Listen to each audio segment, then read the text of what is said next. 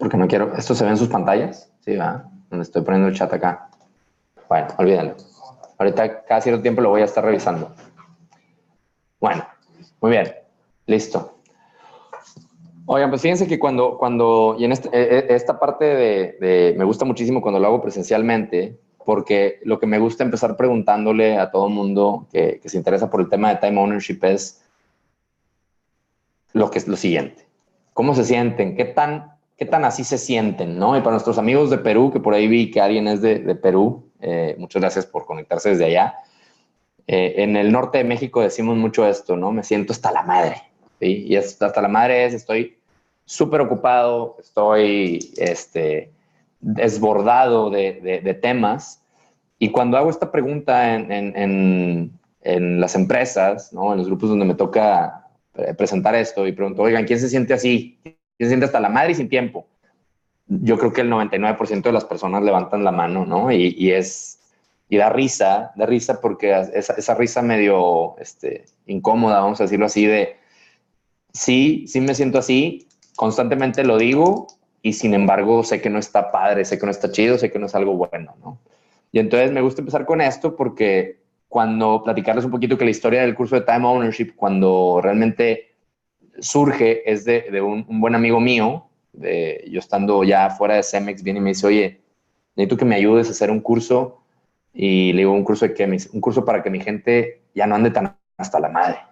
No me dijo un curso de time management, no me dijo un curso de productividad, no me dijo eso, pero detrás de esa petición que él me estaba diciendo era justamente eso, ¿no? O sea, que mi gente sea más productiva, más eficiente, que como equipo mío, ¿qué puedo hacer yo y qué pueden hacer ellos para sentir que están atajando y atacando los objetivos correctos y que se sienten ellos que no necesariamente están por reventar o reventándose todo el tiempo, ¿no? Entonces, me gusta empezarles preguntando esto y les diría que se lo pregunten ustedes mismos también. Les pido ahí que saquen su celular y ustedes mismos observen, se hagan un diagnóstico de cuántas de esas aplicaciones tienen en su celular.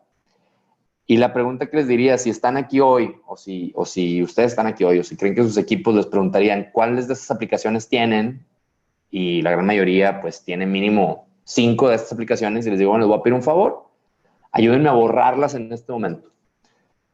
Y ahorita porque no les puedo ver las caras, pero les puedo casi asegurar que la gran mayoría de ustedes no me va a hacer caso, ¿no? O nadie, ¿no? Es decir, ¿por qué? Porque nos causa cierta ansiedad, no, pero ¿cómo? Y tenemos excusas para todas, para todo. No, es que aquí me conecto con mis amigos, no, es que aquí me entero de las noticias, no, es que aquí trabajo, o es que aquí me entretengo. Y para todas tenemos esas excusas o esas razones, vamos a llamarlo así. Pero me gusta decirle a la gente, oigan, si eso es así, ¿quién es dueño de qué? ¿Sí? O sea, ¿tú eres dueño de la aplicación? ¿Tú eres el dueño del celular? ¿O viceversa? Porque no podemos ni borrar el cuadritito ese que tenemos en el teléfono. ¿Sí? Entonces, al ver esto es que realmente estamos tan apegados y tenemos un attachment tan fuerte hacia cómo se mueve ahora nuestro mundo gracias al teléfono, ¿no? A lo que tenemos aquí adentro, que nos cuesta muchísimo deshacernos de ellos y sin embargo todos ellos son extractores o distractores de nuestro tiempo. Todos pelean por el mismo activo, ¿sí? O sea, uno pudiera pensar que el Candy Crush no es competencia de Netflix, no está en el mismo mercado, pero sí lo están, porque el activo por el que están peleando es justamente el tiempo de cada uno de nosotros. Y entonces, el mercado es el mismo, ¿no? Entonces, hay muchísima gente detrás de estas compañías, muchísima gente detrás de estas compañías muy inteligente, que entienden perfectamente cómo funciona el cerebro humano, cuáles son cómo jugar con la persuasión y cómo jugar con la adicción que tenemos hacia ciertas emociones que están trabajando para estas compañías, ¿no? Entonces, me gusta decir esto porque yo no me siento más fuerte mi fuerza de voluntad no es mayor que la inteligencia de todas esas personas que están trabajando ahí. Entonces, tengo que tener ciertos mecanismos de otro tipo, que no sea a mí solamente mi fuerza de voluntad, para evitar las distracciones de todas estas aplicaciones, ¿no?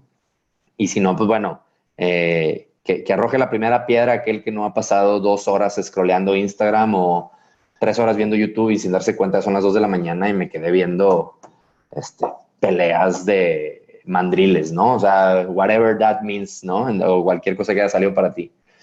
Y luego les pongo este otro y les pregunto, ¿quién de ustedes más o menos se dirige así en su mañana, ¿no? Y es común, o sea, yo creo que todos tenemos ciertas cosas en las cuales tenemos este tipo de hábitos o vicios de donde postergamos y postergamos y postergamos y entender que estas cosas, esta manera en cómo nos movemos en este día de hoy, ¿no? El tener 10 alarmas, el tener 5 apps que nos roban todo el tiempo, no es culpa de nadie, es como realmente se maneja ahora el mundo, pero, o la vida o el ritmo, pero todos son extractores de nuestro tiempo.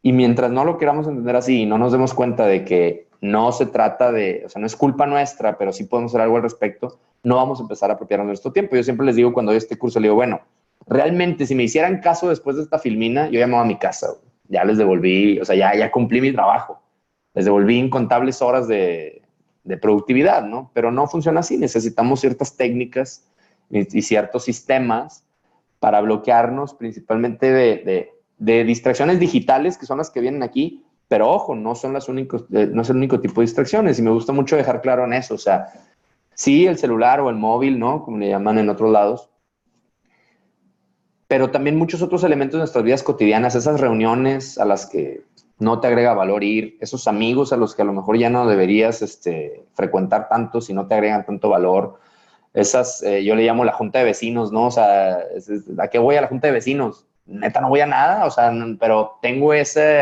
entro a esos círculos viciosos que ocupan mucho de mi tiempo y entonces, si todo lo hiciéramos por diseño, o sea, yo digo, bueno, estas cosas se meten a nuestra vida, ¿no? Y si todo lo hiciéramos por diseño no había problema, el problema es que muchas veces no es por diseño, simplemente dejamos que las cosas nos pasen, ¿sí? Y creemos nos disculpamos con decir, no, yo decidí pasar 2 horas en Facebook. Eso fue una decisión. O decidí aventarme todo House of Cards en un día, güey. O sea, parecieran decisiones nuestras porque así está pensado. Esta gente piensa muy bien en cómo consumir de nuestro tiempo. Y hay gente que no lo hace con malicia, pero sí roba nuestro tiempo y nosotros, si no tenemos claro nuestros objetivos y hacia dónde vamos, esto nos puede ser como que no tengamos control de nuestro tiempo, ¿no? Que de eso se trata time ownership. Entonces yo siempre digo que el tiempo es el mismo para todos, pero apropiarse de él, volvernos consciente de lo que hacemos con él y luego entonces ahora sí actuar en consecuencia es otra historia. No todo el mundo hacemos bien eso y es un viaje constante, ¿no? Entonces yo quiero decirles, con todo esto que ya les platiqué, la tecnología y el mundo en general no se van a poner de nuestro lado pronto. ¿A qué me refiero con eso? O sea, el ritmo al que van avanzando las cosas no va a disminuir. Las empresas que juegan por nuestro tiempo y compiten por nuestro tiempo no van a desaparecer ni se van a volver menos. No va a pasar eso pronto. Tienes que hacer algo tú al respecto. Y entonces, esta frase que me gusta mucho de Austin Kleon, que dice, nadie te debe una gran vida, ¿no? Te la tienes que generar. ¿En qué sentido? Pues sí, creemos que va a haber una aplicación que nos va a volver productivos, va a venir el siguiente libro o el siguiente práctica organizacional que va a lograr que nuestra productividad se eleve. No va a suceder. ¿Sí? Tu pareja, tus amigos no te van a volver productivos, tienes que generar tú tus propios mecanismos. Y de eso se trata mucho time ownership, ¿no? Así nace el tema de time ownership. Ahorita voy a platicar un poquito de dónde viene el nombre, pero yo creo que 10 años más o menos en un camino de entender qué pasa con el tiempo, a dónde se ve el tiempo, cómo se gestiona el tiempo. Y durante muchos años me clavé muchísimo con las herramientas, con lo que llamamos la última parte de la pirámide o de la fórmula, la productividad y cómo tener mejores agendas y cómo tener mejores juntas y cómo hacer que mi calendario funcione mejor. Y todo eso es bien importante, pero es la última parte de una fórmula donde antes está entender qué es lo importante para mí, cómo priorizar correctamente para mí y para mi equipo, ¿sí? O sea, yo digo mucho, lo platico mucho ahorita, inclusive lo platicaba aquí con Chuy, si los atomizas, si le das muchas cosas a tus equipos, no van a lograr resultados poderosos. O sea, ahí aplica mucho lo que vamos a hablar más adelante, la ley del Pareto, ¿no? Entonces, yo creo mucho en que necesitamos entender que productividad, los tips que nos han dado de productividad hasta hoy son la última parte de la fórmula que si no se conectan con objetivos, prioridades y propósito, va a estar muy canijo. que funcione, ¿no? Entonces, de eso se trata un poquito lo que vamos a ver hoy, cómo aumentar la productividad de nuestros equipos. Les digo, voy a tratar de ir conectando con cosas que me han funcionado a mí, tanto a mí personalmente y que las he tratado de implementar con mi equipo y ustedes me irán diciendo si les hace sentido. Voy a salirme tantito para ver si alguien ha puesto algo en el chat. Igual ustedes pueden ver el chat, ¿no? No es que nadie ha puesto nada. Muy bien. Lo que les platicaba cuando después de 10 años de ir entendiendo esos hacks y de ir aplicando sistemas, ir aplicando prácticas que yo no sabía que tenían fundamentos teóricos, en el momento en que me llega la petición de, oye, yo veo que tú, Diego, por si no me conocen, en ese momento, mi amigo, el que me pidió que si podía ayudarle con este curso, dijo, güey, tú tienes un podcast, tienes un blog, digamos, tienes una empresa, ¿no? Con Dare to Learn, trabajas full time en un trabajo corporativo, tienes 2 hijas chiquitas, y tienes muchos proyectos y side gigs, ¿no? Y hobbies, pero no te veo hasta la madre, no te veo estresado. Le digo, no, sí ando, sí estoy muy ocupado, pero es por diseño y entonces, no estoy hasta la madre, estoy haciendo lo que decido. Y él me decía, pues, ¿cómo le haces? Y ahí fue donde me di cuenta que tenía que analizar cómo estaba hackeando mi tiempo para poderlo transmitir a alguien más, ¿no? Y fue cuando surge esto. Y una de las primeras cosas, esta historia de Time Ownership, una de las primeras cosas que hice fue, ¿qué significa Time Management? Porque en ese momento no existía Time Ownership, existía Time Management o administración del tiempo. Y me di cuenta, me fui a buscar a Google que había 9.370.000 resultados de qué significa Time Management. Dije, madres, ahora sí que si todo el mundo tiene una definición, pues yo voy a hacer la mía, ¿no? O sea, si eso es verdad, a nadie le va a molestar una definición mía. Y entonces, realmente para mí esta es la definición más filosófica. Es aquella forma en que una persona cumple con sus objetivos o sus metas siendo feliz. Pero como eso queda muy arriba, muy esotérico, tuve que ponerlo en una fórmula un poco más práctica y fue esta. Y es lo que ya les vengo diciendo. Time ownership para mí es tener conciencia de mi tiempo, o sea, cómo audito mi tiempo constantemente. Y esto no necesariamente es en ese orden, ¿no? Pero si empieza así, si nunca has hecho un ejercicio de qué pasa con mi tiempo, a dónde se está yendo y cómo audito mi tiempo, por ahí deberíamos de empezar, ¿sí? Conocer realmente qué son las actividades a las que le estoy dedicando más tiempo. También propósito y objetivos, qué es lo que quiero lograr, tener bien claro eso. Ahorita vamos a hablar de la matriz urgente importante. Y luego ya me pongo ahora sí a hacer las acciones, ¿no? La gestión de acciones basadas en el valor que me aportan. O sea, esa parte de action management es la definición más común de time management. Herramientas, acciones, etcétera. Para fines de este workshop vamos a manejar esta definición, ¿sí? O para fines de time ownership es la definición que manejamos, que es, otra vez, cómo llenas de manera consciente tu tiempo para que hagas cosas y acciones que tú decides que son las más valiosas, y el fin último es sentirte un poquito más en control del tiempo. ¿A qué se refiere control? Un poco más de peace of mind, un poco menos de estrés, un poco menos de ansiedad, ¿no? Y a la vez, y regresar a la definición de sentirte por tanto más feliz, ¿no? Entonces, es muy importante entender que no se trata de meter más en menos tiempo, sino de encontrar formas de hacer cosas más valiosas con el tiempo que tenemos. Y eso es algo que yo le digo constantemente a mis equipos. Tenemos que entender la capacidad instalada que tenemos y que es finita. Y hay una cosa que es, siempre va a haber algo, esta frase me sirve mucho con mis equipos, siempre les digo, oye, hay cosas que tenemos que hacer, no te las puedes quitar, más si trabajamos en una empresa, ¿no? O inclusive siendo emprendedor o solopreneur, pues hay cosas que tienes que hacer, ¿sí? Pero hay otras que debes de querer hacer, ¿sí? Y entonces no se trata de que las mezcles y decir, bueno, pues es que tengo que hacer más cosas en menos tiempo, sino de elegir cuáles son las básicas de las que tienes que hacer y no soltarlas, pero luego soñar con las que quieres hacer. Y eso, saber priorizar esas, es algo que normalmente no nos preguntamos esto en reuniones con nuestros equipos, ¿no? Entonces, de entrada a entender, trato de hacerle entender a mi equipo que yo entiendo perfectamente que hay una capacidad instalada limitada. O sea, esa frase de hay que ver el cómo sí, a mí no me gusta. Sí, porque nos la dicen y la decimos también en los equipos de hay que ver el cómo sí. Hay que ver el cómo sí hasta cierto punto de entender que la capacidad instalada es limitada y entonces con esos constraints hay que jugar. Y una parte de esa capacidad instalada tiene que ir para lo que tienes que hacer. Déjalo bien claro, escoge muy bien esas cosas que tienes que hacer, que no te puedes quitar. Y las demás es una conversación constante de lo que debes o quieres hacer, perdón, de lo que quieres hacer o quieres lograr, ¿no? Entonces, hoy tenemos poco tiempo, me lo voy a llevar rápido. Escogí algunas cosas que les quiero platicar, ¿sí? Que creo que les van a funcionar también para... aquí no hablamos tanto, no voy a hablar tanto de la matriz urgente importante, pero justamente hice eso. O sea, hablando muchísimo de la matriz urgente importante, dije, bueno, en esta hora y media que les quiero platicar, y escogí de todo lo que les podía platicar, estas que son algunas de las tácticas del curso de Time Ownership, estas que ven ahí. ¿Qué es? Oye, pues no son necesariamente, desde mi punto de vista, las más importantes, no todas son las más importantes, son suficientemente importantes, pero son las más urgentes porque tengo poquito tiempo con ustedes, ¿no? Entonces se volvieron importantes y urgentes para este webinar. Entonces vamos a entrar a la parte de Action Management, que sé que es de lo donde más se quieren llevar carnita. Yo digo que tenemos dos yos, mi yo productivo y mi yo improductivo.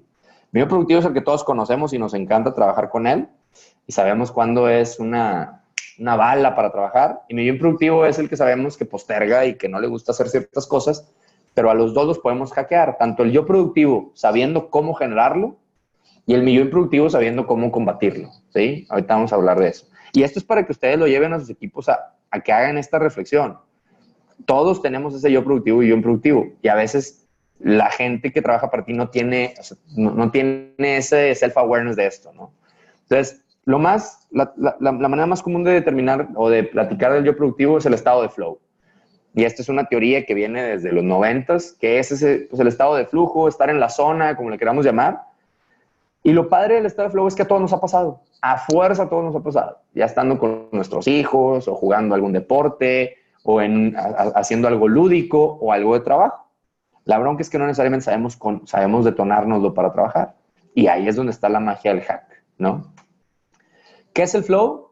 Es el nivel, se los voy a pasar así súper rápido, pero prácticamente es un nivel donde el tiempo fluye, pierdes conciencia de ti mismo porque estás tan embebido en una acción que estás 100% concentrado y enfocado y empiezas a avanzar súper rápido, eres extremadamente productivo, ¿sí? Porque cada acción deriva de la anterior, ¿no? Un ejemplo de esto que siempre pongo es un jugador de fútbol que está en estado de flow o de cualquier deporte, no está pensando necesariamente de manera extremadamente analítica la siguiente jugada que tiene que hacer después del primer drible.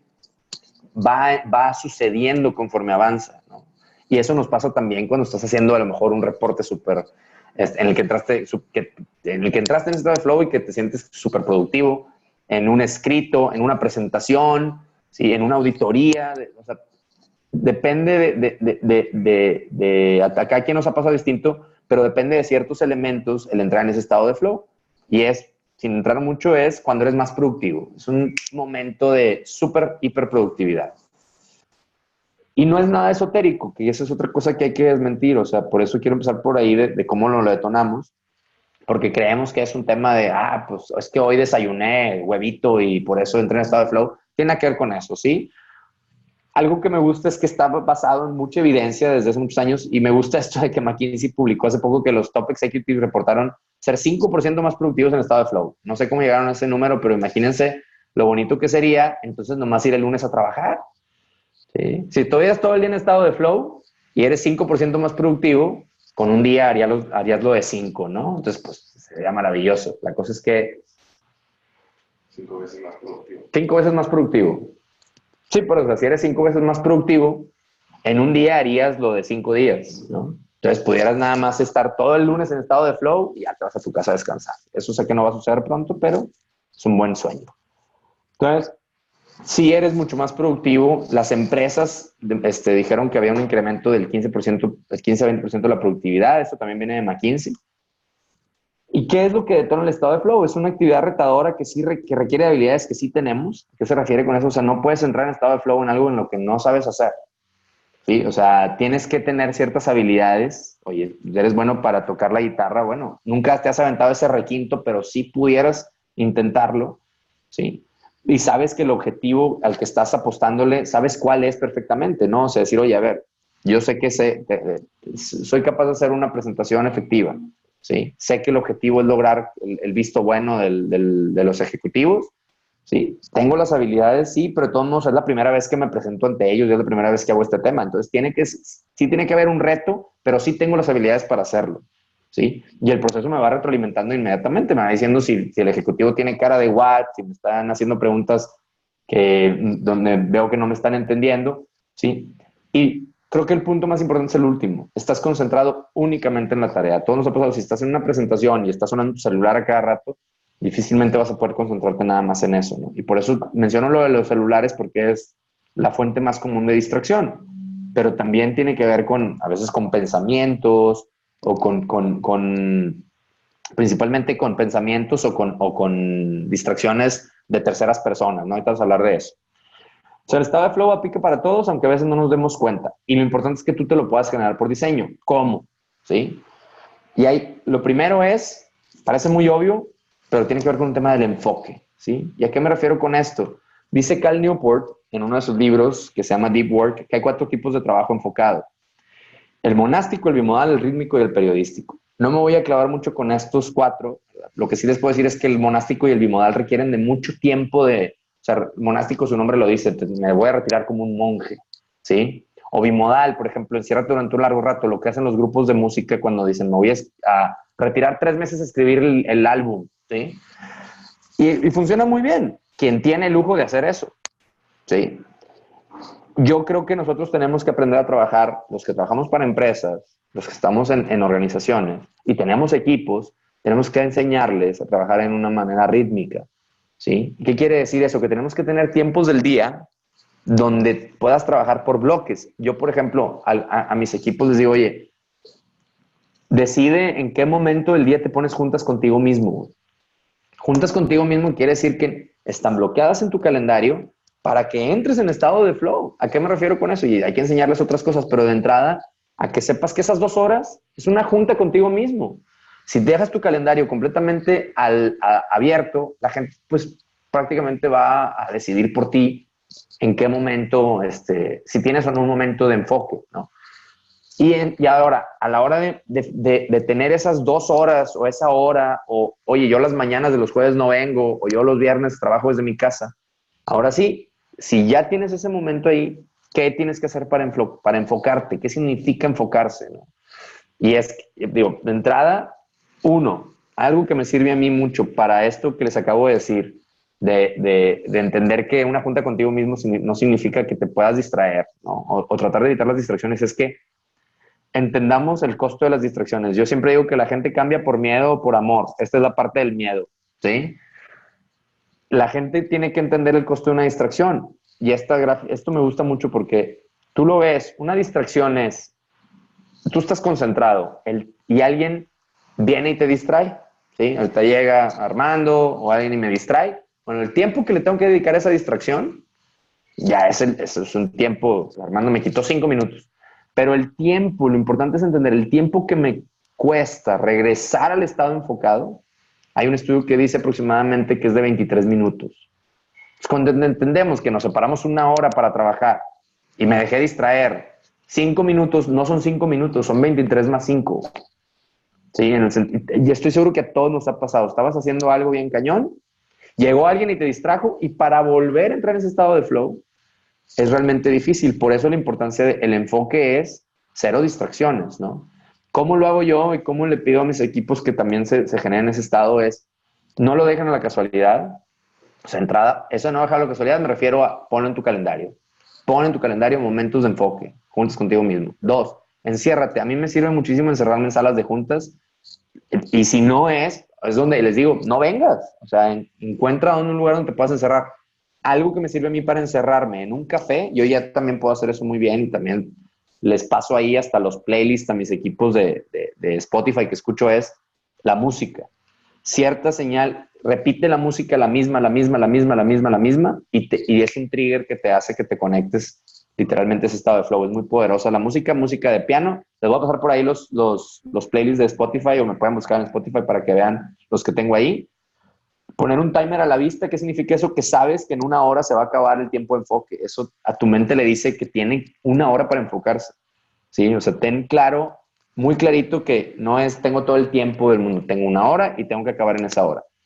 No caer en la trampa de las herramientas fancy, o sea, no se busquen de que no, es que necesito los mejores audífonos, necesito el app de la música que se conecte con el momento que estoy viviendo. Literal es Spotify, playlist de música clásica, listo. Modo avión, o mejor aún olvidar nuestros dispositivos. O sea, no se sientan más fuertes que la notificación o la vibración del teléfono.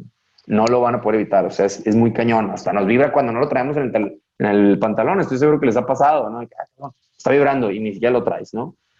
Y este último es muy importante y viene también del sistema Getting Things Done, es tener un lugar en una libreta, o ya sea, si tienes ahí el celular, pues el celular, pero yo trato de tener una libreta donde cuando estoy trabajando en algo súper enfocado, esa libreta, cuando estás en estado de flow, vienen grandes ideas. Se te ocurren más cosas de las que puedes hacer porque te sientes súper inspirado.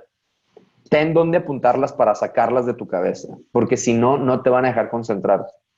Sí, esa libreta, mi libreta está llena de cosas que apunto. Ya veré si luego las revisito o no, pero ahorita mismo, si algo se me viene a la mente y me acuerdo y estoy platicando con ustedes, lo único que voy a hacer es tal vez apuntarla. Ni siquiera sé si la voy a revisitar o no, pero mi cerebro recibe la señal de que ya lo puse en algún lado donde no es urgente que me lo esté recordando todo el tiempo, ¿no? Entonces, esa es una técnica. La otra técnica es la técnica del pomodoro. Y esa técnica es buenísima, viene de una persona que la bautizó así, porque eso es el tiempo que se toma en cocinarse la pasta pomodoro. Y dice así, muy en tema del enfoque. Si no puedes, si tú dices, no, es que no me puedo enfocar, mis equipos a veces me dicen, no, es que 2 horas es mucho, o no, es que yo soy bien distraído. Ok, utiliza esta técnica. Yo siempre les digo, hasta el Outlook te ayuda porque está en fracciones de media hora, ¿no? O sea, tu calendario te ayuda porque está así seccionado. Escoge una tarea, pon 25 minutos para ejecutar esa tarea y descansa 5 minutos o premiate 5 minutos. Si han leído algo acerca de cómo funcionan los hábitos, es esto. Vas a hacer algo y te vas a premiar al final. Ese premio, o sea, no es un premio grande, es un premio mental, es un descanso mental. Y esos 5 minutos todavía te dan chance. Si no te distrajiste, si no dejaste que alguien te distrajera de la tarea, si no fue una distracción por diseño, te dan chance de regresar al estado de flujo, porque fue una distracción elegida por ti y no algo que completamente te alejó de la tarea que estabas haciendo, ¿no? Esta es la técnica del pomodoro. La explica mucho mejor la doctora Barbara Oakley. Les pasamos por ahí el link. Déjenme apuntar, by the way, pasarles el link de pomodoro. ¿Y cómo me ha funcionado a mí? ¿No? O sea, yo defino lo que voy a lograr, me pongo en modo avión, me encierro y escucho música con audífonos. O sea, si tienen que seguir algunas tácticas, sería esto, ¿no? Hay todo un libro de esto acerca de cómo utilizar el pomodoro con sus equipos, pero no lo vamos a ver ahorita. Entonces, mis propias conclusiones de usar esta técnica durante años, que después descubrí que se llamaba la técnica del pomodoro, es, si hay distracciones, haz todo para evitarlos. No hay un número mágico, o sea, la técnica te dice 25 minutos y 5, y a veces pueden ser 45 y 10. O sea, trata de nada más tener esos momentos de enfoque seccionados y funciona muy bien en el ámbito personal. Algo que me ha funcionado a mí también es con mis hijas, con mi familia. Digo, voy a dedicarme, esta media hora no voy a hacer nada más que estar haciendo esto para mi familia. O estos 25 minutos, digo, vivimos en la época de las juntas con las laptops abiertas. Juntas uno a uno con las laptops abiertas y los celulares en la mesa y nada más enfócate en esa conversación con esa persona de tu equipo y créeme que van a pasar cosas mágicas. O sea, somos muy malos para reenfocarnos y para enfocarnos en una sola cosa, ¿no? Entonces, literal, esa es la táctica. Tiene un principio científico y neurológico detrás. No me la compren a mí, cómprense al creador del Pomodoro Technique. Y así funciona, sencillito. Una tarea, nada más haz eso por 25 minutos, pon una alarma, date un break cuando suene y repite, ¿sí? Si puedes tener, cuantos más pomodoros puedas tener en un día, créeme que te van a ayudar muchísimo al trabajo enfocado. Ritmo, esto también me gusta muchísimo. Yo creo que aquí todos saben cuál es su cronotipo. ¿Tú sabes cuál es tu cronotipo, Chuy? Claro, ¿verdad? Buenísimo. Por eso pongo el changuillo, porque realmente casi nadie sabe, y yo no sabía lo que era el cronotipo, pero tiene muchísimo que ver con cómo funcionamos biológicamente, ¿no? Y me gusta jugar con esto, ¿verdad? Porque yo les digo, bueno, son las variaciones de los ritmos circadianos endógenos. Y todo el mundo se me queda con la misma cara de Watt que cuando dije cronotipo, ¿verdad? Pero bueno, en español, es la tendencia natural de una persona hacia los momentos del día en que se siente más despierto, es decir, cuando siente los picos de energía, o por lo contrario, cuando, esto me gusta, ese eufemismo me gusta muchísimo, que esto es sacado del libro de Daniel Pink, de When, cuando su cuerpo está más motivado hacia el descanso. O sea, motivado, pero hacia el descanso. Sí, o sea, es una manera más de decir cuando no quiero hacer ni madres, ¿no? Entonces, exactamente. Pero está muy interesante porque existen estos cronotipos, estos ritmos son distintos para muchas personas, ¿no? O sea, Daniel Pink los relaciona que dice que hay tres: la alondra, el colibrí y el búho, ¿no? Y yo creo que empiezo por el búho porque creo que todos conocemos a alguien que onda con este güey que está mandando mails a las 2 de la mañana o trabaja en la noche, y está muy relacionado a la gente que trabaja en diseño o que son más artísticos, pero Daniel Pink descubre que no, que hay gente en las organizaciones, mucha gente, que su hora de energía es vespertina, ¿no? O sea, es más en las tardes, gente hasta que trabaja en las noches, dando el curso de Time Ownership para un banco de aquí en Monterrey. Un cuate me dijo, yo tuve que negociar con mi jefe llegar más tarde, porque yo me desvelo mucho y es cuando trabajo muy bien, güey. O por lo menos mis picos son como entre 6 y 8. Soy muy eficiente entre 6 y 8, pero yo no quiero estar llegando de 7 a 7 o de 8 a 8.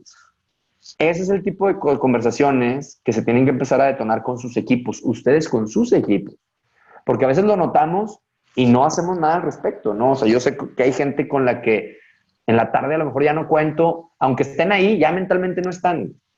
O gente que le pongo una junta muy temprano y la voy a matar, güey. Sí, no se trata de darle a todo el mundo, o sea, yo sé que no todo se puede, pero sí hay, por ejemplo, creo que si no me equivoco, Miguel, ahí en Cemex, me estaba platicando la gente de Cemex que estaban haciendo como working hours, o sea, no me acuerdo cómo le llamaban, decir, no juntas antes de las 8 y no juntas después de las 4, o sea, o 3, para la gente, por ejemplo, que tiene el flex time, pueda estar en las juntas presenciales. Ese tipo de iniciativas no tienes que esperar a que tu empresa venga con la política corporativa. Puedes hacerlo tú directamente con tus equipos. En el ejemplo del artículo que publiqué hace poco, yo llegué con mi equipo desde que llegué en Metalsa y lo tenía antes en la consultoría. Y les digo, tú para mí, eso, y todavía Metalsa apenas vamos a empezar con la política oficial de Flex. Tú para mí tienes Flex Time. O sea, tú para mí tienes home office, güey. Sí, porque vamos a trabajar por objetivos, no vamos a trabajar por cuántas horas pasas aquí en la oficina, güey. Si quieres trabajar en tu casa, si quieres trabajar en el café de aquí abajo o en cualquier otro, no hay bronca. Ahora, es donde tú pones el ejemplo. Yo de antemano te voy a tratar de poner ciertas reglas de cada cuándo tenemos que tener juntas donde nos veamos, y tenemos 3, 4 juntas a la semana que ellos ya saben que son en esos horarios y que espero que estén presencialmente, pero si no están tampoco me pasa nada. Sí, o sea, tampoco me rasgo las vestiduras porque no estén, porque tengo otra táctica que me funciona muchísimo y esa la aprendí en Metalsa y me di cuenta de cómo la extrañé en Cemex, que le llamamos el 1-a-1 semanal. Ese 1-a-1 semanal trato de que sea presencial, todas las semanas tener una junta de 1-a-1 de 1 hora con mi equipo, sin falta. Sí, eso hace o sea, no me pierdo. Les digo la extraña en Cemex porque de repente con mi jefe ya eran 3 semanas y no hemos tenido una charla donde ya se me acumulaban los pendientes, güey. O sea, sí tenemos juntas de equipos o algo de pasillo, pero esa reunión, el dueño de la agenda de esa reunión es mi colaborador. ¿De qué quieres hablar? Y ahí lubricamos la conversación, lubricamos la relación, hablamos de temas personales, pero también él viene con sus pendientes y él sabe que tiene ese espacio conmigo sí o sí toda la semana. Si no nos vimos, ahí nos vamos a ver. Tengo gente, colaboradores en todo el mundo y lo hago por Zoom. Pero la gente que tengo presencial, trato de que sea presencial. ¿Sí? Y trato de entender sus rutinas. O sea, tengo una persona que tiene un niño que tiene que tener unas terapias por la tarde, pues trato de con él que no sean las tardes. O sea, sí es más chamba para el líder, pero ese es el rol de ser un líder, ¿no? Entender esto del cronotipo. Claro, muy importante que tú sepas cómo eres más productivo, pero también de tu equipo y tratar de llegar a puntos medios. O sea, los líderes estamos para servir a los equipos, ¿sí? Y luego hablaremos en otra ocasión yo siempre digo que en todos los cursos de liderazgo nos enseñan a gestionar equipos, pero no nos enseñan a gestionar hacia arriba. Sí, es muy raro que te enseñen a gestionar para arriba, pero también se trata de gestionar hacia arriba cómo trabaja tu jefe, cómo le gusta trabajar a tu jefe, cómo debes decirle a tu jefe cómo te gusta trabajar también a ti. Se vale, es una conversación, debería de valerse. Y es una negociación hacia arriba y hacia abajo. Pero entender esto me ha servido muchísimo. Cómo yo pasé de ser probablemente colibrí, que es la gran mayoría de la gente trabaja, por ejemplo, su pico es entre 9 y 12, mi pico es entre 6 y 10 de la mañana. Yo sé que a esa hora soy súper enfocado, voy a lograr muchísimo más que si me pongo a trabajar entre 10 y 12 del día en temas donde yo me tengo que poner en modo enfocado. Y sé que hay gente que no en mi equipo y tengo que, pues todo el tiempo es un ajedrez. Un ajedrez que tiene reglas básicas, como la que les digo. O sea, yo tengo juntas que no se mueven o trato de no moverlas y el equipo ya lo sabe. Entonces les doy certidumbre, les doy tranquilidad, les doy un poco de peace of mind de que ahí te espero ver ahí. Fuera de eso, be my guest. Estos son los objetivos y vamos a trabajar por objetivos, ¿no? Y eso es una de las cosas que me ha funcionado mucho. Y entender esto me sirvió muchísimo para eso, ¿sí? Entonces, esto digo, no lo voy a desglosar, pero es eso. La alondra es más tempranera, el colibrí es, la gran mayoría de la gente cae ahí, sobre todo los que trabajamos en empresas. Y el búho es aquel que trae un horario distinto y desfasado, pero si es un buen elemento, pues debes de poderlo hacer que funcione, ¿no? Yo trabajo mucho con mi hermano, por ejemplo. Mi hermano es diseñador gráfico y ahora sí que le hace honor ¿cómo se llama? Al estereotipo, pero él trabaja mucho de madrugada y hemos encontrado la manera de decir, bueno, yo no voy a estarte contestando mails ni llamadas de trabajo a las 10 de la noche, pero ¿cómo vamos a hacer que esto funcione? Tenemos un horario, o sea, sabemos que si vamos a trabajar juntos, en cierto horario en que a él le funciona y a mí, es alrededor de las 5:30, 6 de la tarde. A esa hora podemos tener una conversación, ya te quedas tú jalando, ¿verdad? O sea, el trabajo actualmente, como se están moviendo las cosas en trabajo remoto y trabajo a distancia, necesita que entendamos a trabajar así y que sepamos hacerlo bien, ¿no? Entonces va por ahí. Esto me lo voy a brincar y voy a hablar del yo improductivo, ¿no? Que esto creo que es donde ustedes pueden ayudarle muchísimo a sus equipos, muchísimo. No sé si vieron todos Karate Kid, bueno, es un clásico de muchos de nosotros. ¿Y qué se refiere a esto, no? Y hay un video que no lo voy a proyectar, lo proyecto en el curso, pero aquí no hace mucho sentido proyectarlo, que habla de esto, de enfocarse en el proceso. ¿Qué quiere decir esto? Hasta hace poco, no se conocía bien a ciencia cierta y esto, digo, de mucha literatura y de muchos otros lugares lo he sacado, ¿no? Lo he aprendido, que cuando no queremos hacer algo, eso que no queremos hacer se ve como una amenaza para nuestro cerebro. Nuestro cerebro lo interpreta como algo malo, como algo terrible, ¿no? Como un tigre de dientes de sable, ¿no? Yo siempre le digo. Y entonces corre, huye de eso, ¿sí? Y entonces, cuando sentimos eso, ¿a dónde huimos? Pues a las redes sociales, a YouTube, o sea, huyes a lo que te es más conocido y te da más tranquilidad, ¿no? Cómodo, exactamente. Pero lo que no sabíamos hasta hace poco es que esa sensación incómoda, tarda menos de 4 minutos en desvanecerse una vez que te pones a chambear en eso. Y a todos nos ha pasado, a chambear en lo que no quieres hacer. O sea, aquí Miguel no me dejará mentir, pero hacer reportes de viaje es terrible, creo que para todo el mundo. Pero luego de repente ya te pones a hacerlo y dices, oh, güey, acabé hecho madre. O sea, o hasta hice 5 cuando pensé que iba a hacer 2. Es porque una vez que te enfocas, es el famoso de, pues a darle o al mal paso a darle prisa, tu cerebro te ayuda, ¿sí? Ya no se desenfoca en ese sentido de, ¿cómo decirlo? Ese miedo se desaparece en 4 minutos, ¿no? Adelante, nos vemos, Chuy. Entonces lo que les quiero decir es que cuando reciban o sea, cuando estén viendo ante algo que no quieren hacer y reciban ese estímulo de, no, esto, no lo quiero hacer, tendemos a sobredimensionar el esfuerzo que requiere. Nos da miedo, pero en realidad, al momento que te pones a hacerlo, eso que no quieres hacer, en menos de 4 minutos, esa sensación, tu cerebro le va a mandar una señal a tu cuerpo de que no hay peligro. Inclusive déjame me enfoco para terminarlo más rápido, ¿no? Entonces, una vez que identificas el proceso y las tareas que debes hacer, o sea, ¿qué quiero decir con esto? Que le desgloses ese gran proyecto y tengo que hacer los 20 reportes de viaje. Haz uno, ponte a hacer uno, no le pienses tanto, no lo sobredimensiones. Esa tarea chiquita, ponte a hacerla y vas a ver que el resultado y la incertidumbre, vas a parecer más cercano el resultado, más sencillo, y se va a desaparecer la incertidumbre rápido, ¿no? Ese es el tema de enfocarse en el proceso. Entonces, reconocer eso, mis equipos me lo dicen mucho, de que no, hombre, me ha pasado un chorro de veces, es que ese proyecto está bien grandote y tiene muchos stakeholders y no sé por dónde entrarle. Literal ahí en pizarronzazo. A ver, vamos a desglosar. ¿Cuál es el proyectote que te la pasas diciendo que es un proyecto gigante? ¿Cuál es la siguiente acción inmediata que hay que hacer? Y nos ponemos a listarlo. Y enlistamos 10 acciones. ponte a hacer la que sigue. No te enfoques en el resultado final, ponte a hacer la que sigue y vas a ver que una vez hecha eso, se empieza a diluir ese temor, ¿no? Entonces, es lo que dice aquí, anota esas actividades, defínelas de manera específica, de manera que puedas, y olvídate el resultado y enfócate a hacer una actividad a la vez. Ese enfocarse en el proceso a mí me ha funcionado muchísimo porque la gente tendemos a poner los proyectos como tigres dientes de sable y los sobredimensionamos, ¿no? Cuando en realidad, si los desglosamos en tareas, si nos ponemos a darle, avanzamos y nos podemos meter en un estado de flow sin duda.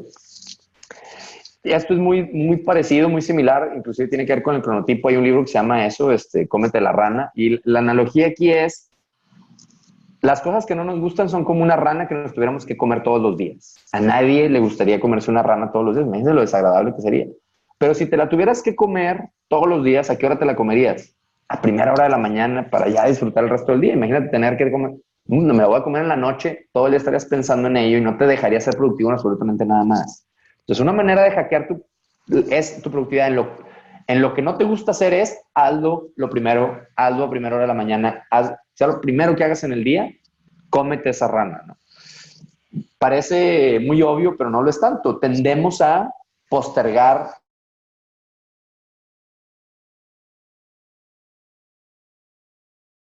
bien en lo que sí podríamos ser productivos. Entonces yo, con mis equipos, todos los lunes tengo una junta donde vemos qué es lo que vamos a hacer en la semana y todos los lunes en esa junta tienen que decir ellos cuál es la rana que se tienen que comer esa semana. Esto no es que esto, bueno, y el compromiso de ellos es mañana o cuál día de la semana está ahí como primera cosa a hacer, comerte esa rana y tienen que comprometerse públicamente con el equipo. Poderosísima esta técnica, ¿no? O sea, pon la rana, verbalízala, ponla ahí y luego comprométete a que el martes a primera hora es lo primero que voy a hacer, ¿no? Entonces esto es definir cuáles son las ranas, calendarízalas a primera hora de un día y enfócate en el proceso, ya, no te lo pienses tanto, cómetela y vas a ver que te vas a ver menos feo de lo que pensabas. Y por último, este es el último punto que quiero hablar del yo improductivo y esto ya más o menos lo mencioné y lo menciono también en el artículo, el poder de tener una fecha límite de los deadlines. Yo no dejo que nada que traigo con mis equipos no tenga un deadline y de ser posible trato de que ese deadline sea público y tenga, público me refiero a que ya lo socializamos con los dueños del proyecto y público con el equipo y público en sus objetivos que tengan que estar en su análisis de performance, ¿no? Y es que, ¿por qué hacer esto? Porque sin un deadline, esto se llama la ley de Parkinson. Más bien, con un deadline que no es retador o que no se ve claramente, el trabajo se va a expander todo el tiempo disponible hasta que eso se termine. Para ponernos un ejemplo, habíamos dicho mucho de tener un webinar, hasta que Armando me dijo, ya te puse fecha, ya lo organicé en Zoom, está el día. ¿Sí? Si no hubiéramos tenido este webinar. Digo, me pongo como ejemplo yo ahorita, pero eso sucede muchísimo en los proyectos, en las empresas también, ¿no? O sea, tienes que tener un hard stop, un hard line. ¿Cómo funciona eso? Oye, pues es una presentación importante, es un piloto de un evento, es pudiera ser una fiesta, un lanzamiento, ya convocaste a los participantes de una capacitación, o sea, son cosas que a mí me pasaron yo tenía que dar una presentación, un curso de Design Thinking cuando regresé hace 3 años de tomar un curso en Canadá y mi compromiso con el área de Learning and Development en CEMEX era dar una versión de ese curso en el área y pasamos meses sin darlo porque no teníamos un deadline. Lo negociaba yo con mi jefe, le decía, no, pues sí, ahorita, luego, hay que ver cuándo. ¿Cuándo sucedió? Un día que me senté con mi jefe me dijo, a ver, ¿cuándo lo puedes dar? Tal fecha. Vamos a mandar la invitación. Y mandamos la invitación y sucedió. Eso es tener hard deadlines y yo con mis equipos los hago que siempre declaren su deadline y que lo hagan lo más público posible y los hago accountables de eso. O sea, tanto para premiar como para regañar, o vamos a decirlo así, o para oye, pero este había sido el acuerdo. O sea, claro, se puede negociar, pero mientras más público haces tu deadline, más difícil se hace de negociarlo. Entonces, y hace que las cosas sucedan. Eso para mí es hacer que las cosas sucedan. No es que sea inflexibilidad, es que Aquí es la ley de Parkinson, no la inventé yo, ¿no? El trabajo se va a expandir hasta el tiempo que le pongas que se puede expandir, ¿no? Entonces, este GIF me gusta mucho porque si no haces público tu deadline, pues tu deadline es nomás contigo mismo y pues es como si no fuera con nadie, ¿no? Tú mismo le puedes mover al calendario y ya está. Entonces, creer en la ley de Parkinson, inventarse deadlines, buscar deadlines retadores, o sea, no un deadline de no, pues dentro de 2 años, no. O sea, si tienes un proyecto multianual, ponle deadlines intermedios, milestones críticos intermedios y hazlos públicos y ponle altas expectativas y ponle, digamos, mucho stakes en la mesa, ¿no? Algo de riesgo en la mesa, vamos a decirlo así. Y esa sería como la táctica número 3 de cómo hacer que lo improductivo se vuelva, tu yo improductivo se vuelva productivo, ¿no? Entonces, me gusta decir que, o sea, la productividad se puede lograr hasta con las cosas que no te gusta hacer, si las divides entre el autoconocimiento, como lo del cronotipo, como lo de entender también lo del qué cosas te distraen a ti, ¿no? O sea, qué cosas te impiden estar enfocado, lo que llamamos de la SAP. Si ese autoconocimiento lo combinas con algunas tácticas como las que acabamos de ver, puede ser casi igual de productivo que en las cosas que sí te gusta hacer, ¿no? Entonces, ese es el hack que yo trato el tipo de cosas que yo trato de hacer con mis equipos para hackearlos, ¿no? Me voy a brincar un poquito algunas de estas diapositivas por cuestión de tiempo, porque sé que estamos sobre el tiempo y quisiera no tardarme mucho más para llegar a este punto, ¿sí? Esto lo digo siempre en el curso de Time Ownership. Si se pudieran ir ustedes con una sola táctica, yo les diría que fuera con esta, ¿sí? O sea, lo que estamos haciendo ahorita, en esta hora que vamos a estar, que llevamos platicando y que pienso no tomarme mucho más tiempo, es reflexionar. En este mundo tan ágil y tan distraído, no estamos teniendo tiempo de reflexión, pasamos de una junta a otra, a otra, a otra, a otra, se acabó el día y volvemos a empezar, ¿sí? Ustedes como líderes tienen que detonar 2 cosas desde mi punto de vista. Momentos de reflexión grupal y obligar a los momentos de reflexión individual, ¿sí? O sea, en esos 1 a 1, por ejemplo, o en algunos, a través de un mensaje de WhatsApp, a través de un correo, a través de una llamada, decirle, oye, ¿ya pensaste en esto? ¿Cuándo fue la última vez que hiciste una autorreflexión de qué te está funcionando y qué no te está funcionando? Yo los reto mucho en las conversaciones para que se den el tiempo ellos de pensar y decirle, oye, no me contestes ahorita, pero en 3 días, date un momento de pensar en cómo vamos a solucionar esto, ¿sí? ¿O qué pensaste acerca de esto? ¿O qué podemos hacer para que esto que ya entró en un loop de improductividad lo saquemos de ahí? No hacemos eso, o sea, estamos en modo ejecución todo el tiempo.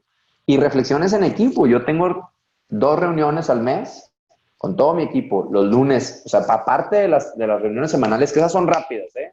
Las de los lunes, es nomás así, stand-up meeting, como le llaman. Vamos, a ver, ¿tú en qué andas? ¿Cuál es tu rana? ¿Qué vas a lograr?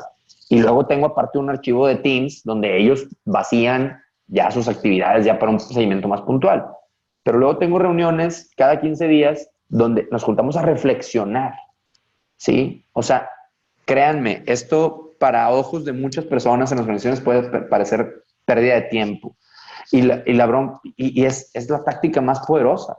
Sí, a ver, ¿qué estamos haciendo? ¿Qué estamos haciendo bien? ¿Qué estamos haciendo mal? A veces esa reflexión es, alguien trae la agenda y trae algo de aprendizaje. Oye, ¿cuál fue la última tendencia? ¿Qué te funciona en tu proyecto?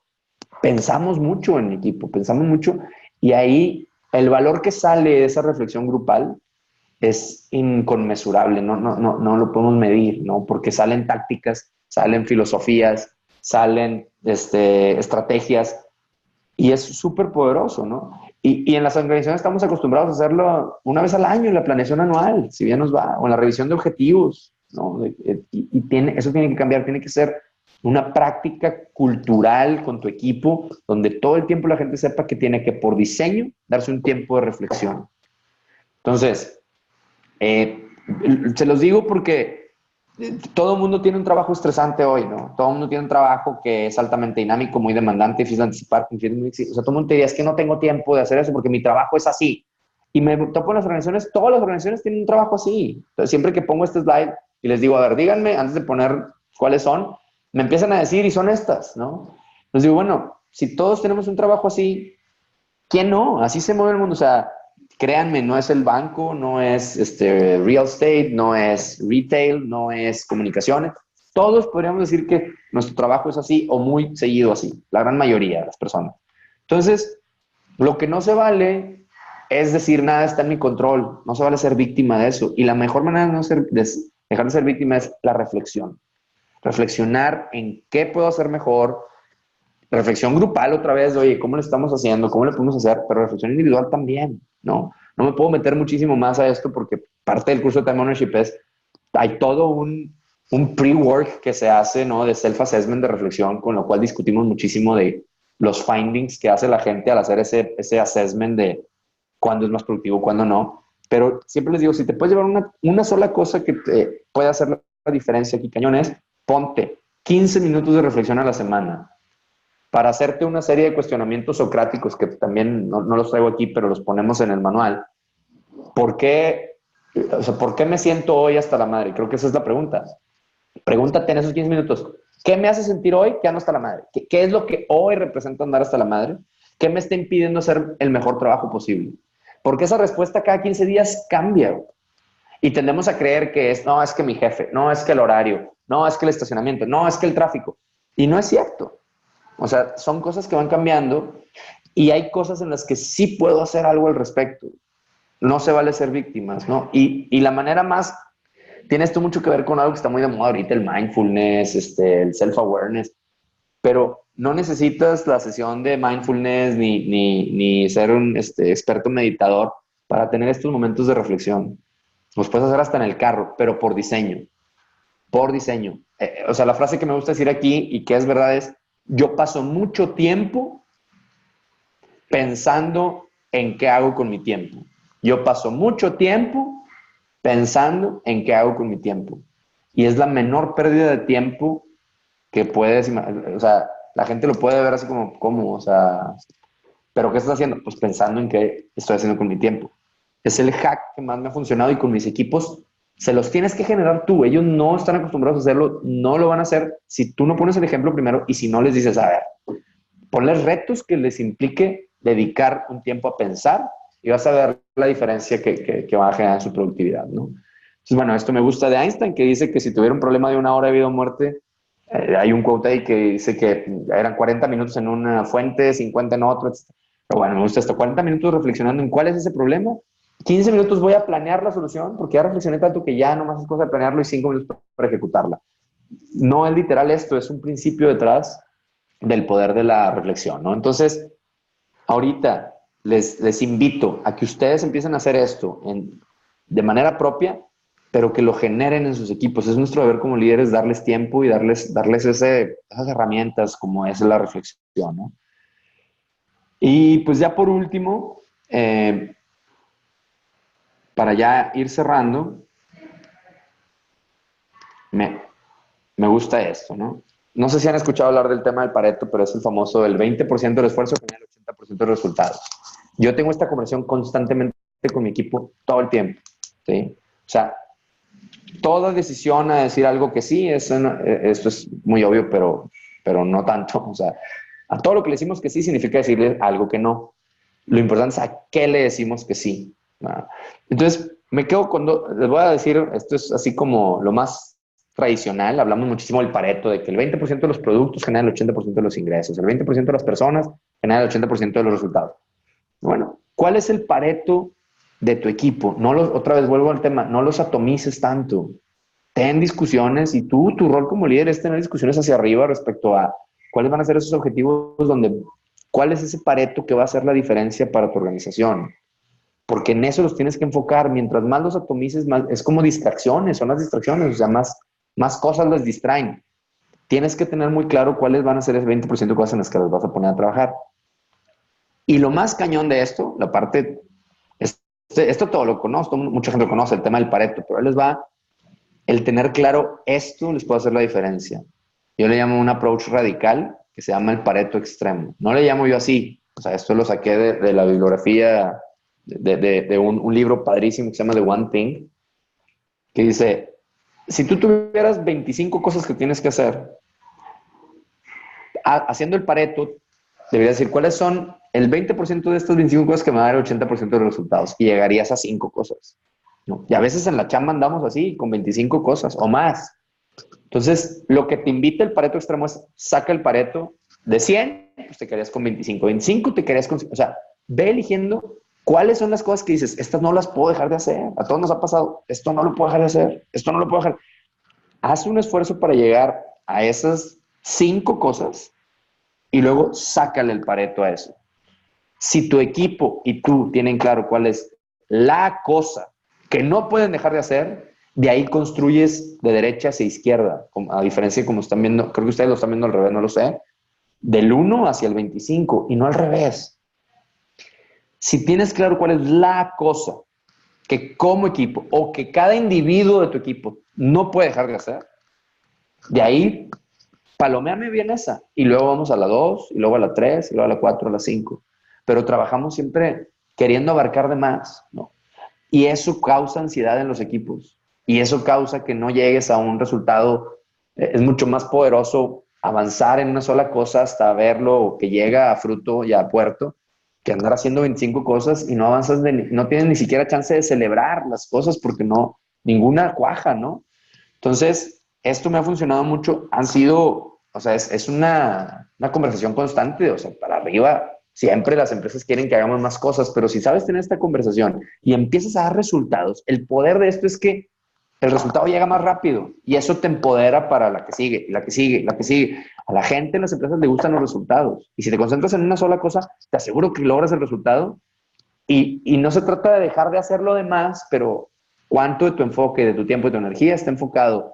Si lo divides entre 25 cosas, va a ser muy difícil que llegues pronto a un resultado positivo. Y esto te empodera, te digo, te da visibilidad para que puedas vender el caso de menos cosas a la vez. A lo mejor no puedes una, ¿verdad? Pero tienes claro cuál es esa una. Es un tema de priorización, ¿no? Entonces, hay miles de pendientes. Están los puedo hacerlo, puedo hacerlo, puedo hacerlo, y están los debo hacerlo. Y esta es una conversación que a nosotros nos toca con nuestros, o sea, con nuestros líderes para poder escalarla hacia abajo con nuestros colaboradores. ¿Cuáles son los must do y no los should or maybe, ¿no? Entonces, bueno, esto te sirve, como les digo, es un gran filtro para decir no. O sea, si haces este ejercicio va a tener mucha claridad de a qué le decimos que no y a qué le decimos que sí. Y tu gente a veces no sabe esto. Sí, o sea, cree que tú quieres todo lo que le estás pidiendo o que todo es igual de importante. Las cosas no son igual de importantes. Hay que entender eso, ¿no?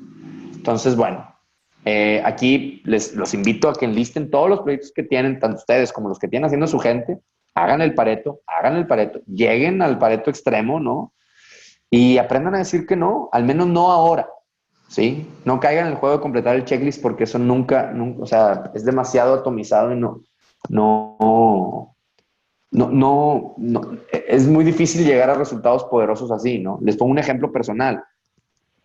Cuando con el tema de Dare to Learn, hubo un momento en la planeación del año pasado decir, ¿qué vamos a hacer? Y teníamos como 20 posibilidades. Podíamos hacer temas de Design Thinking, temas de Agile, teníamos temas de diseño instruccional, teníamos temas de train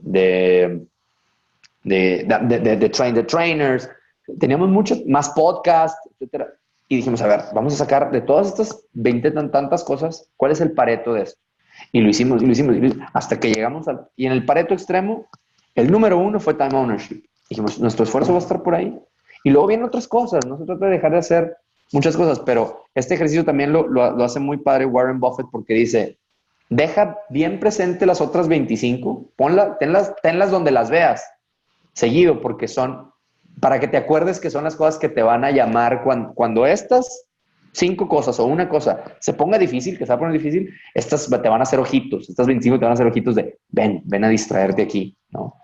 Y eso, el tenerlas presentes y saber que son resultado de tu ejercicio, pues debería de ser, tu cerebro debería de hacerlo consciente de no te distraigas, o sea, acuérdate que esas fueron las que dijiste que no, son tan importantes tener visibilidad las que les dices que no, como a las que les dices que sí, de eso se trata el Pareto y el Pareto extremo, ¿no?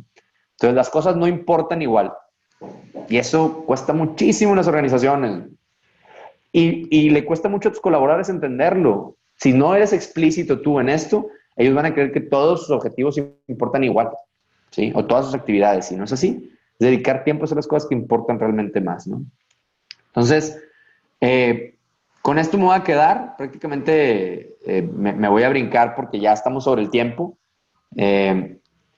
Para mí, o sea, el tema de los equipos más productivos, yo veo algunas cosas que ustedes o todos tenemos que hacer, ¿no?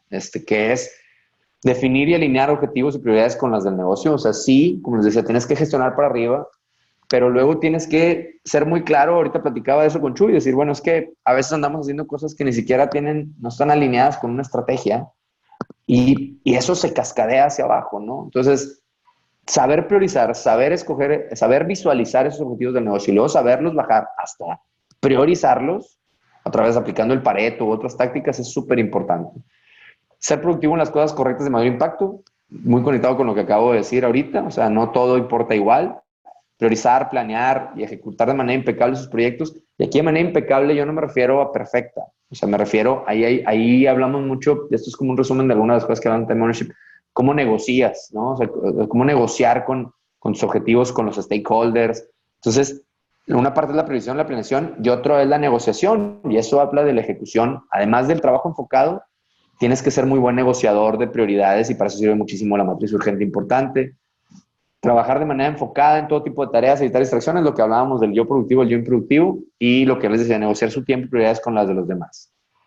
Y bueno, prácticamente en el curso hablamos muchísimo de sistemas y hábitos de trabajo. O sea, unas de las cosas que les presenté aquí son hábitos o hacks, pero también en el curso hablamos un poquito más a nivel sistémico. Hablamos de Getting Things Done, hablamos de Make Time, hablamos también de Deep Work.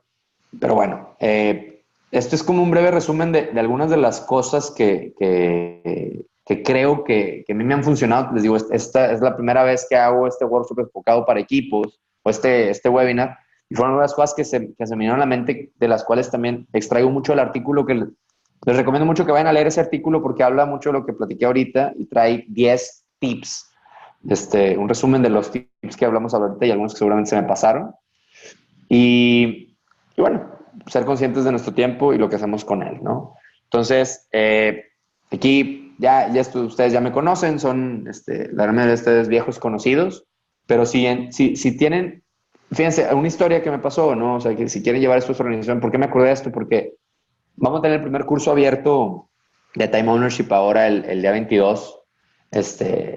Bueno, ya tuvimos uno anterior, pero con un poquito menos de quórum.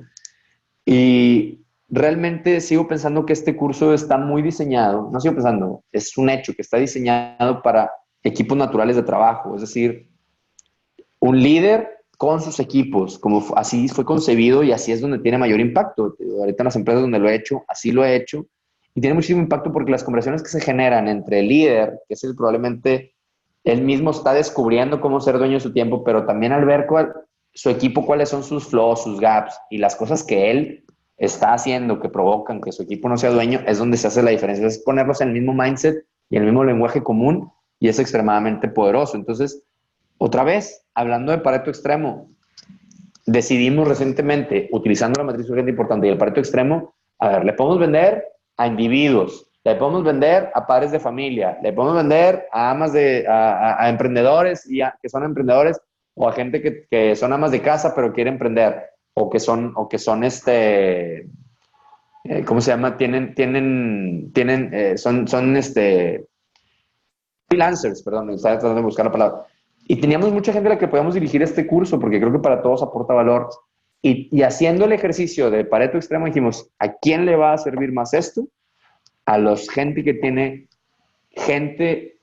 personas que son líderes y tienen gente a su cargo y que quieren que su equipo junto con él sean más productivos, porque así es el espíritu de Time Ownership. ¿Se puede llevar a más personas? Sí, pero ¿a quién nos queremos enfocar? A ellos. Entonces, por eso ahorita estamos enfocándonos mucho a eso, ¿no? Entonces, ya, este es parte de lo que trata el curso de Time Ownership. Y pues bueno, espero que les hayas agregado algo de valor. La verdad es que les agradezco mucho que me hayan aguantado toda esta hora aquí, hora y cuarto escuchándome. Es mucho más fácil hacer esto presencialmente, la verdad. Pero bueno, espero que ahorita algo de lo que les haya dejado dicho les quede para el morral, ¿no? Como decimos por acá. voy a quitar ahorita el mute. Les voy a, por si alguien tiene alguna pregunta, o alguien póngame si alguien tiene alguna pregunta acá en el chat y le puedo quitar el mute. Y si no, pues ya, con mucho gusto nos despedimos. A ver, ahí está alguien poniendo type message. Yasmín.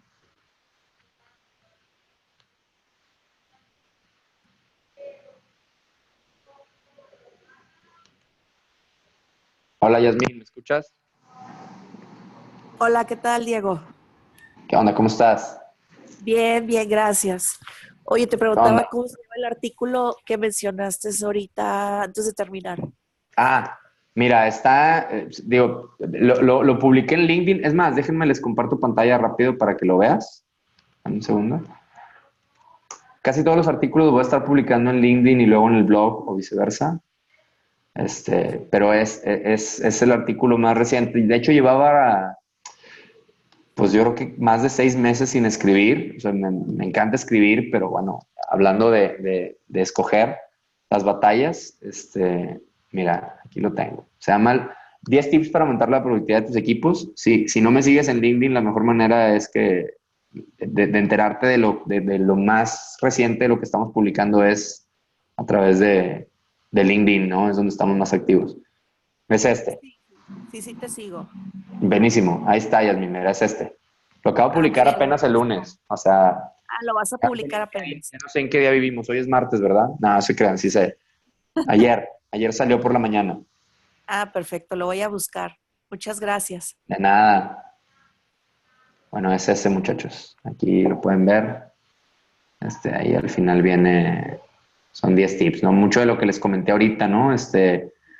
Voto de confianza, ownership, escoger las batallas, implementar el home office, etcétera, ¿no? Más o menos ese es el espíritu del artículo. Gracias, Yasmín.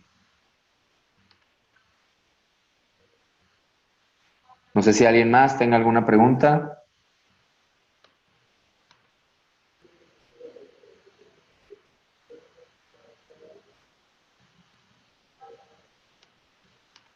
Bueno.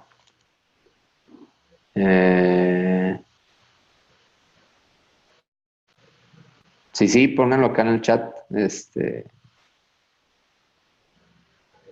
diapositivas. A ver, aquí, perdón.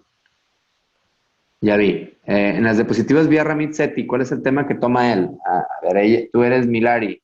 Hola, Milari. ¿Cómo se dice tu nombre? Millaray. Millaray, perdón. Sí. Hola, ¿qué tal, Millaray? Discúlpame. Hola, hola. Sí, Ramit Sethi. Y aquí también por ahí está Miguel Lara también, que hace poquito se compró el libro de él. ¿Verdad, Mike? ¿Andas por ahí? Así es. ¿Qué onda? ¿Ya lo leíste? Sí, ya lo leí. Mi ¿Te buen gustó? Diego.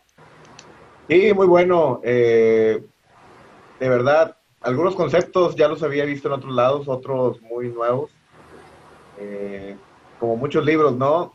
Desea haberlo leído hace 5 años, ¿no? Buenísimo. Pero muy práctico, ¿no? Muy, muy enfocado, muy parecido a lo que tú haces, ¿no? Cosas muy prácticas, enfocadas. Muy bueno, la verdad, ¿no? Buenísimo. Recomendado para todas las edades. Sí, y te puse a que platicaras un poquito porque, bueno, es un personal hero mío, la verdad. Igual me hubiera gustado descubrirlo hace muchos años más, pero bueno, llevo unos años siguiéndolo.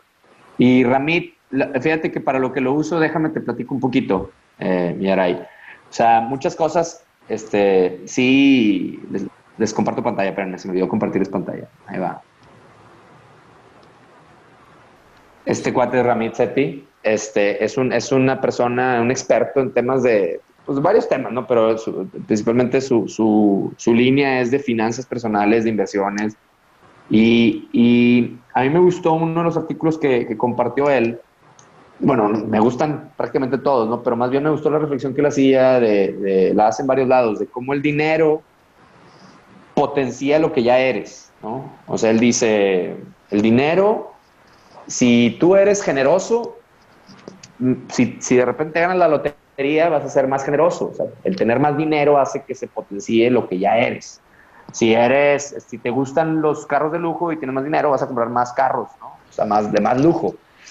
Y igualmente si eres derrochador, pues el dinero hace eso, ¿no? O sea, como que se va a potenciar lo que eres, lo va a llevar a un extremo, ¿no? Porque pues, ahora tienes los medios. Y la analogía que yo hago en el curso de esto, aunque tengo mucho de Ramit, creo que en el curso y en varios de los que doy, las pláticas que doy, y varias de las tácticas, inclusive de time ownership, como el throw money at the problem y todo ese rollo, las aprendí mucho de él, o por lo menos las conecté mucho cuando lo descubrí a Ramit. La analogía que hago aquí, y esto es casi para cerrar el curso, Millaray, el tiempo hace lo mismo desde mi punto de vista. O sea, lo que Ramit dice del dinero, el tiempo logra lo mismo. O sea, aquí pongo la analogía mucho de cuando me dicen de los millonarios, que les digo, fíjate cómo actúa tal millonario, cómo actúa tal millonario, la gente me dice, millonario o exitoso, ¿no? Porque no necesariamente tienen que ser millonarios, pero gente me dice, sí, pero es que ellos, normalmente muchas respuestas, ellos ya son millonarios y por eso tienen tiempo. Y es al revés, es al revés, o sea, ellos lograron eso por cómo piensan de su tiempo. Entonces, menciono esto porque para mí, si haces bien esto, vas a ganar tiempo o vas a ganar ownership de tu tiempo, vas a sentir que tienes más tiempo, que tu tiempo ahora se mide distinto y va a potenciar lo que ya eres. O sea, imagínate la capacidad de potenciar, así como cuando te revuelves millonario con dinero y eres generoso, pues ahora puedes dar más. Con el tiempo pasa lo mismo. Mi sueño es ver el potencial que tenemos todos al ganar ese tiempo de regreso. Esa es la analogía que utilizo de Ramit, que también lo pongo aquí como un reconocimiento a uno de mis héroes, ¿no? Pero en lo que él habla del dinero yo lo veo con el tiempo también. O sea, esa que él llama la libertad financiera, bueno, yo le llamo la libertad de sentirte dueño de tu tiempo, te va a volver la mejor versión de ti mismo. Ese es el por qué está aquí Ramit Sethi y Aray. Espero haber contestado tu pregunta. Sí, gracias. A ver si pueden compartir el nombre del libro, por favor. Sí, así se llama como está en pantalla. I will teach you to be rich. Nomás tiene uno. Acaba de sacar la versión editada 2019, que es la que compró Miguel. Y y muy bueno porque, o sea, está padre porque el mismo Ramit, y creo que me pasa mucho a mí también, o sea, otra vez por eso la importancia de la reflexión, porque vamos evolucionando. O sea, este cuate cuando publicó ese libro no tenía la empresa del tamaño que tiene hoy, no tenía, no estaba casado, ahora está casado, entonces le da un update al momento de su vida y los consejos son más pertinentes a lo mejor para el momento en el que está, ¿no? Entonces, depende cada quien. Por ahí leía el otro día y ya me estoy metiendo en otro tema que decía, si estás buscando un mentor, busca a alguien que esté tantito adelante de ti. Tampoco no te vayas, o sea, si estás buscando un role model, un mentor, no te vayas a buscar a Bill Gates, porque lo que Bill Gates te va a decir hoy, desde donde está, no es lo que te diría el Bill Gates de cuando tú necesitas el consejo donde estás tú ahorita. No sé si me explico. Entonces, creo que el libro de Ramit está padre que tenga 2 ediciones para que tú veas más o menos dónde estás y a lo mejor te conviene más leer la edición anterior. Porque ahorita yo lo veo a él ya casado y en otro plan, que a lo mejor no son los consejos que me sirven a mí ahorita si estoy empezando.